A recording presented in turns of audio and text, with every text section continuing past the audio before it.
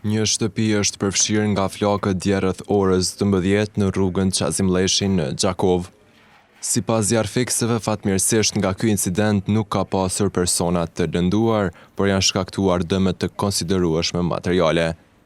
Zjarri ka përfshirë katin e dytë të shtëpisë, ku janë djegur plotësisht 3 dhoma dhe korridori. Familjarët tregojnë se flakët i kanë vrejtur fillimisht në tavan dhe janë përpjekur ta shuajnë zjarrin, por për shkak të përhapjes së shpejtë nuk kanë arritur ta vënë në kontroll. Në katin e parë nuk ka pasur zjarr, por janë shkaktuar dëme ngatymi. Fal ndërhyrjes së shpejtë të zjarrfikësve është parandaluar përhapja e flakëve edhe në pjesën tjetër të objektit. Pronari i shtëpisë ka bërë apel për ndihmë nga qytetarë dhe bamirësit, duke theksuar se nuk ka mundësi financiare për ta rinovuar shtëpinë e dëmtuar. Autoritetet përkatëse po hetojnë shkaqet e zjarrit.